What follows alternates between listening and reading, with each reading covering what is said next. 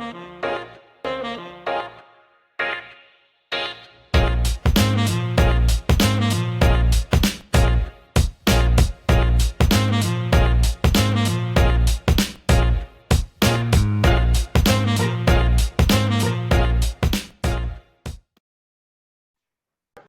going on, everyone? This is Daniel from Leaders in Training.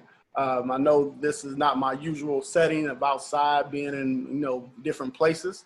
I'm here in my basement. You got the keyboard over here over my shoulder, but we are in the middle of a pandemic. Things are changing. There's different laws and stuff being put in place. But hey, show must go on. So I have another leader in front of you right now. My next bit of content, I want to really showcase leaders in the military. I do recall when I was coming out of high school, I was recruited. I said, no, that's not for me. As I reflect back on my 20 years, maybe 21 years now I've been in high school, should have thought about that again. But, I have, young man who's in the military who's going to give a little bit of insight, as we talk about leadership and we keep pushing this content forward. So I have Silas Washington, young man here. I'm going to let him talk about himself, his rank, all those things that I know nothing about, and then we all going to learn together. So, Mr. Washington, give me some information, man. Tell everyone about yourself, sir.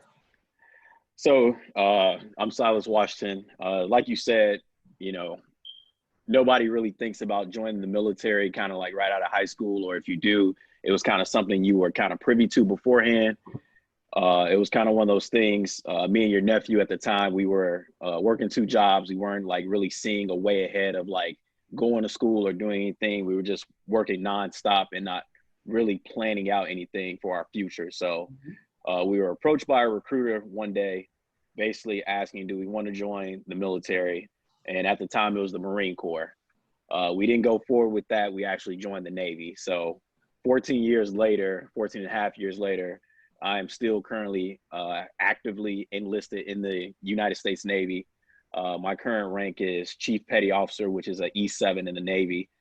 And so as today, and this is who I am, as I sit here speaking to you. Thank you for having me. I appreciate the opportunity to speak to, leaders in the military and kind of putting that information out for everybody else if they're interested in it. So.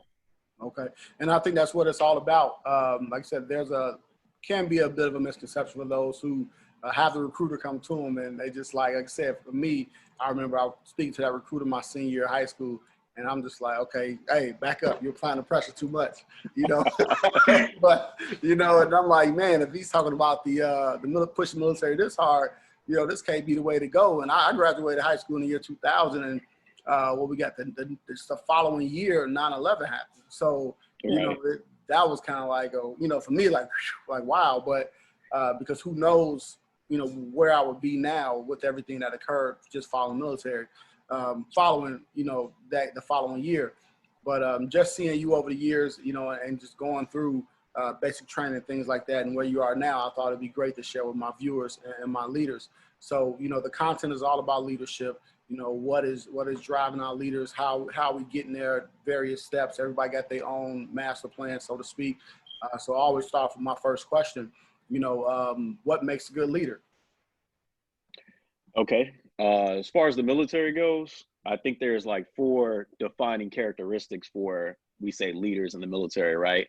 And we familiarize ourselves with this whole like lead from the front type thing. Mm-hmm. So when you do certain actions, or when you lead from the front and you lead like your group of guys or your squad or however you want to say a division, it's like you're always giving guidance and direction. You should always be the first one to believe in it, right?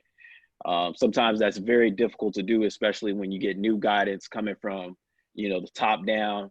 But, it's the direction that a lot of those military leaders define for what the organization is moving forward to. So you always have to be the first one to believe and like help guide the guys below you, because, there's always going to be some conflict, or why are we doing this? Why are we doing that? Because people hate change, right? So as a leader, it's like, it's your job to help motivate those guys to be like, hey, I know it's something we all don't understand, but we have to do it. And actually getting that camaraderie within your group to say like, you know, it's just as bad for me as it is for the rest of you guys, but actually believing in the vision for taking that organization to the next step or getting that task done and actually getting the actions done in order to complete that end goal that's been set forth in front of you. So I think that's one characteristic. The next one would be self-confidence and not ego. Because I think a lot of people get that, you know, you see a lot of TV or you get a lot of misconception that, you know, you get these guys who are higher ranking, they're always like barking in front of you, right? Barking orders, tell you to do this, do that. But I think it's more or less of having self-confidence, building trust in the people that you lead every day to say like, hey, this dude knows what he's kind of doing. You know, we understand like when he tells us to do something, it's in order to help move us forward or getting the task done. And, you know, you're basically building confidence with your leadership skills and not intimidation, so to speak. Okay. So I think that's a very important characteristic that a lot of leaders in the military should have, especially with, you know, with your subordinates or whatever you want to call it, may have you. Your next characteristic, I would say, is character. So once again, we talk about building that trust amongst everybody in order to say like, you know, people can say you're a trustworthy person. Your character is going to ensure that you make a lot of tough decisions. And sometimes that are not favorable that a lot of people may look at and it's like, man, why do you do that? Why is he telling us to do this? Or, you know, especially when it comes to like reprimand or disciplining other people that are below you, is like, you know, why do you do that? Or are you fair in the decisions that you make in those tough decisions across the board for everybody? You're not like showing favoritism, whatnot, because that can sometimes break kind of like your people's trust in you because now they see that favoritism. And just seeing that you have you're a stand-up person, you know, have that good moral compass, right? Because, you know, you can't be the one abusing power while you're telling people to, you know, respect the rules and regulations that, you know, you're all supposed to abide by. And I think one of the last more important characteristics I feel that leadership should have, especially in the military, is just transparency. You know, as a leader, you know, you're not going to know everything that's kind of been set forth in front of you. You may not have all the answers right in front of you, but hopefully you make all the right choices when you have enough information to step forward. So sometimes you make mistakes and you want to own up to it, right? So you may have made a decision that, you know, was in error. And, you know, a lot of people's like, man, that, you know, you may look at it as a lessons learned. And, you know, sometimes you have to own up to it and be like, man, I made a mistake. Like, you know, that wasn't the right way to go about it. And you try to count your losses, especially with it. And, you know, when stakes are pretty serious, you know, you try to look at it as like, hey, nobody lost their life. We didn't lose anything from it. So how can we learn from it to ensure that we can move forward appropriately? And just saying that you made a mistake, owning up to it. And just being transparent that you don't know the answers all the time, especially when you make decisions. So a lot of people always feel like being a leader, like you have to know everything right up front, or when people ask you questions, you just have to have the answer right in front of you. I kind of respect a lot more leaders when they just said, I don't know, and I'll get you an answer. You know what I'm saying? Like, yeah, I'll get back to you. You know, sometimes that's more important to me, and kind of like, once again, building that trust again.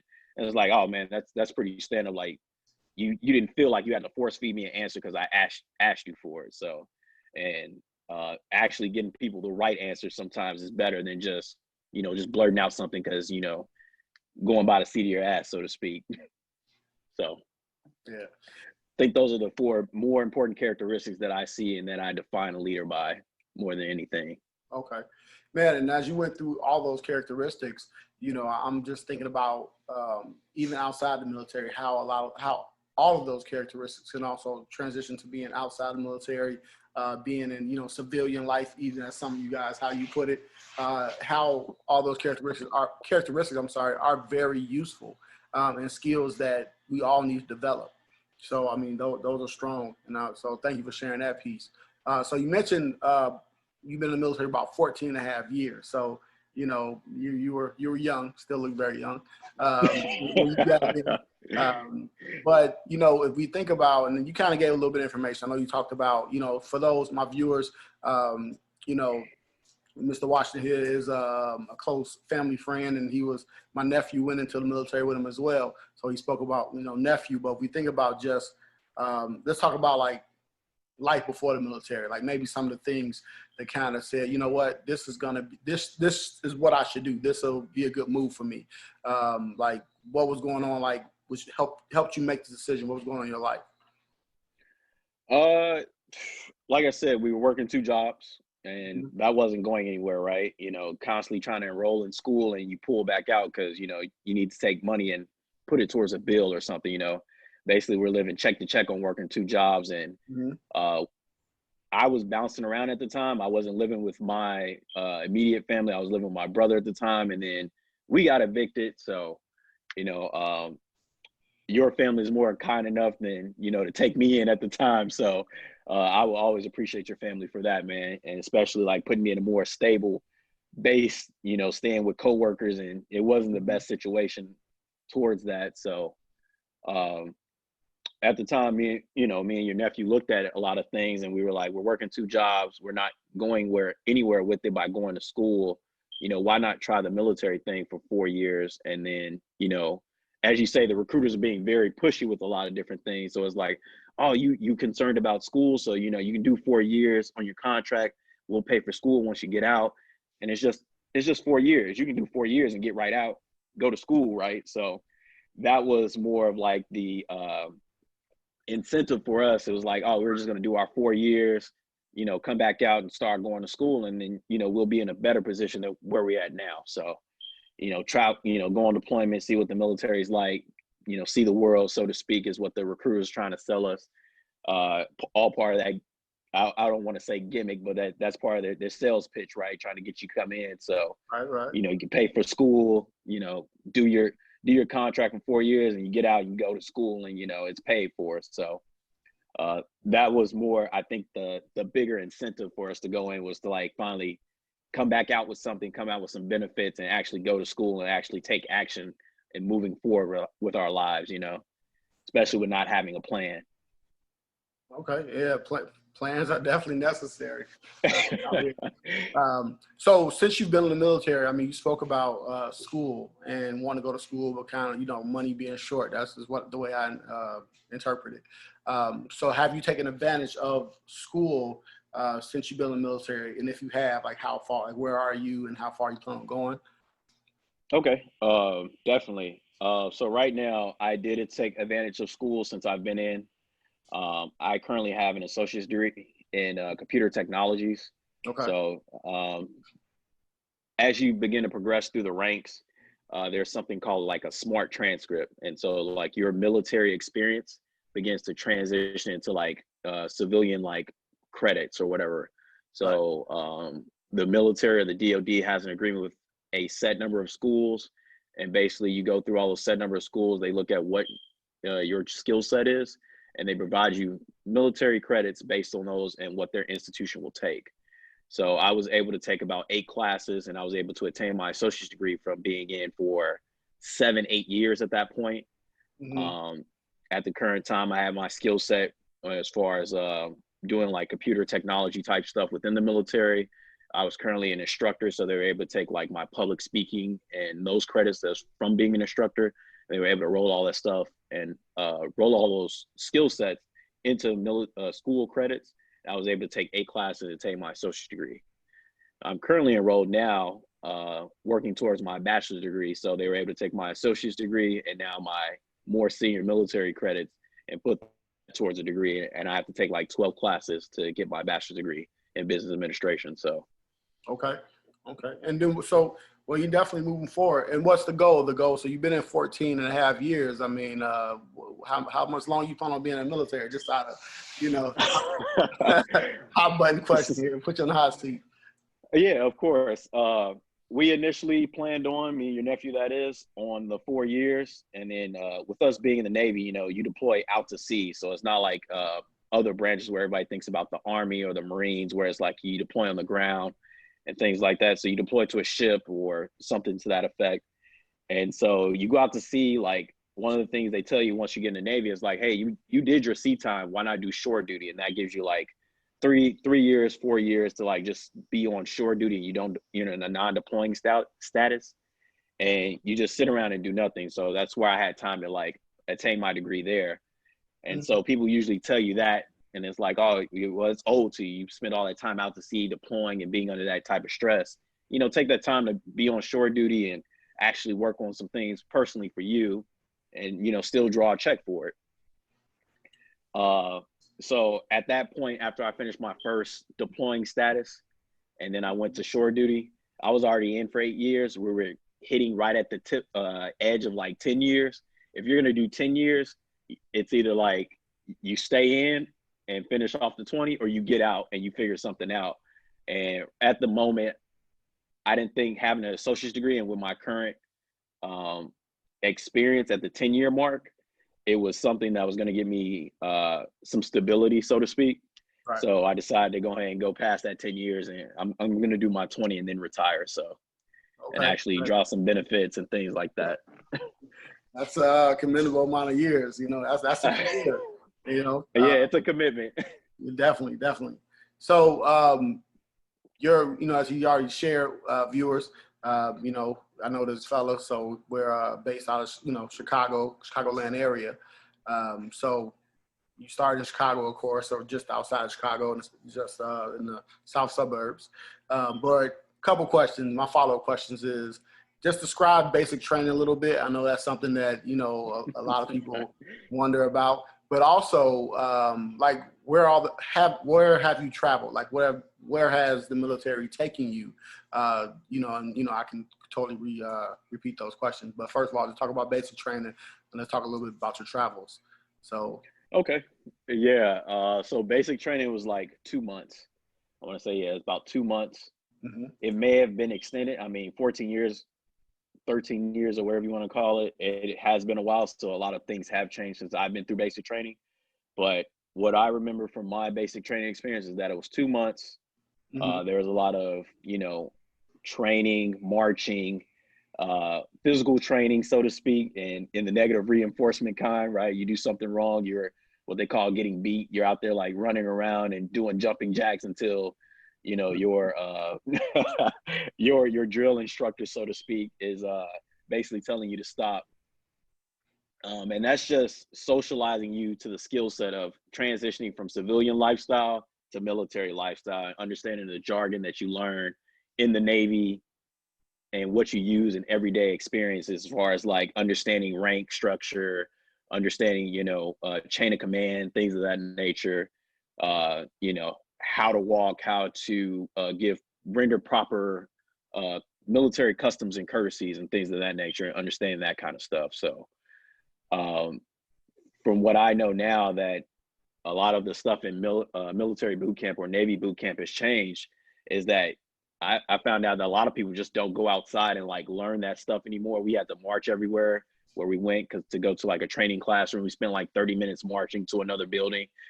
What I've learned now is that a lot of people don't even move outside of the building that they're in, because they've revamped like the whole boot camp structure. And like, you don't even have to leave the building because everything is in the building now. So, Okay. Okay. uh, so just military as a whole is always changing, and there's always a structure to it. So even in my 14 years being in, like, boot camp has changed so much. And I heard they don't even get books now. They're getting like iPads or something to that effect, or a tablet to like do their studies on and stuff like that. So Right. um, that's what my experience has been since boot camp and what I remember from it. Some of the places that the Navy has taken me since my time across the United States has been like Augusta, Georgia, Norfolk, Virginia. I'm currently stationed in San Diego, so that's where I am now. Um, that's traveled throughout the United States. Traveling across the world, though, I've been to multiple countries. So uh, I'm going to kind of walk myself back. My last 3 deployments have been to Iraq. Currently more like a ground troop more than a sailor nowadays. So my last 3 deployments have been to Iraq. There was a small little stint that I did on a ship, and that was like throughout the Red Sea. So if anybody's familiar with that area throughout the Middle Eastern region, Red Sea, I've been through there. Other countries that I've toured has been Scotland, Great Britain, Norway, Cyprus, let's see, Bahrain. It's a couple other countries in there. I can't even remember. Sometimes you touch some of these countries, you're in and out. Kuwait. You've That's been all I can around. remember. You did some. Yeah, You I've did done some stuff. traveling, So yeah, yeah, man. So like I said, and I guess we look back on it and be like, man, young man from Chicago, been all over the world almost.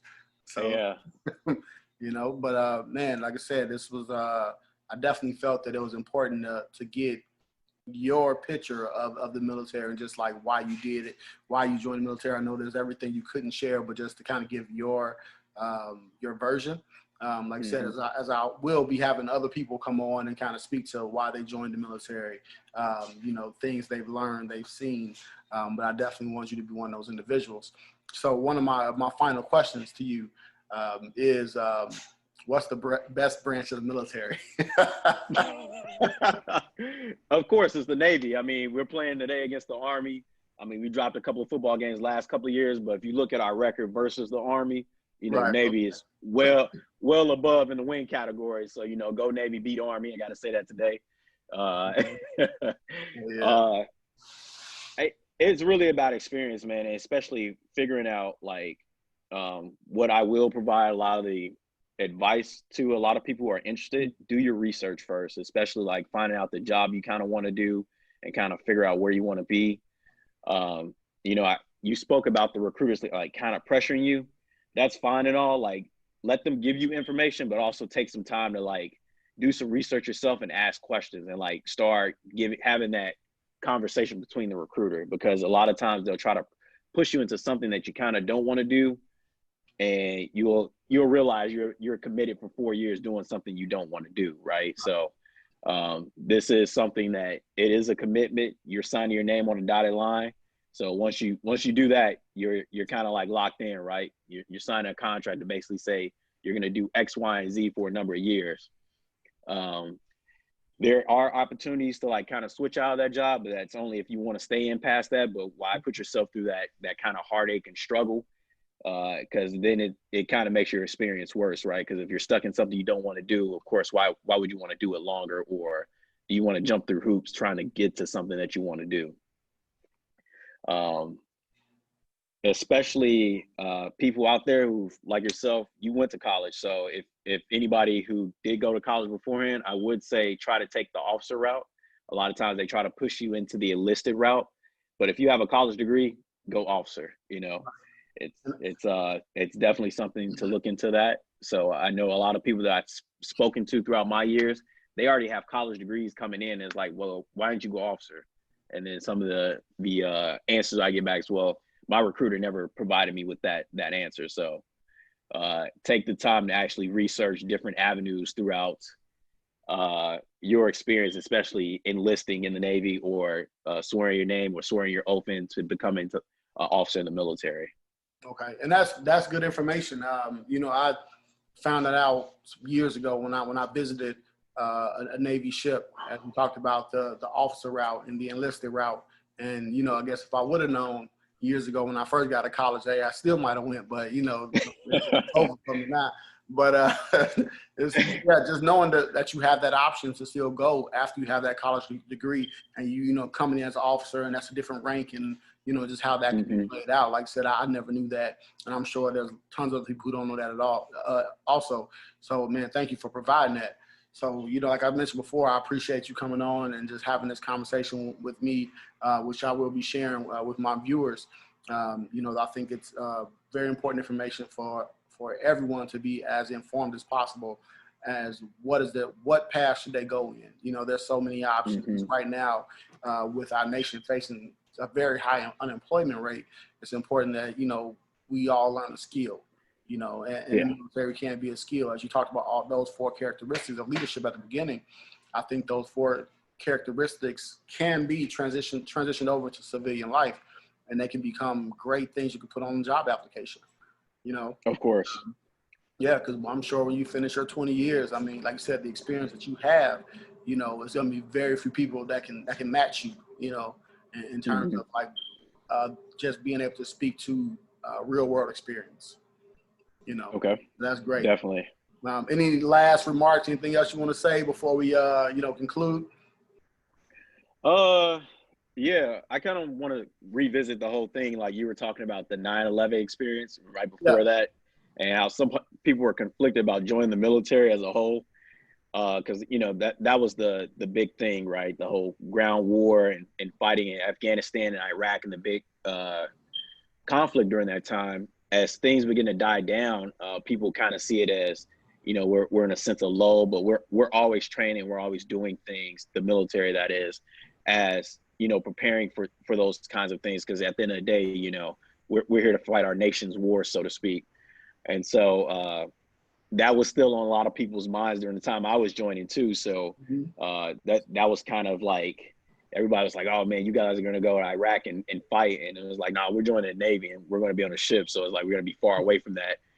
And then you finally do a deployment to the Middle East, and like at the end of the day, you're supporting something to that effect. So people kind of get spun around that, and I think they cause a lot more worry to it than what they need to. But it is something to consider if you don't want to put yourself in that position. But at the end of the day, it was something I considered, but I'm kind of glad I still went through with enlisting and everything. So, and even after the fact, I still went to Iraq 3 times. So, I'm still here. So,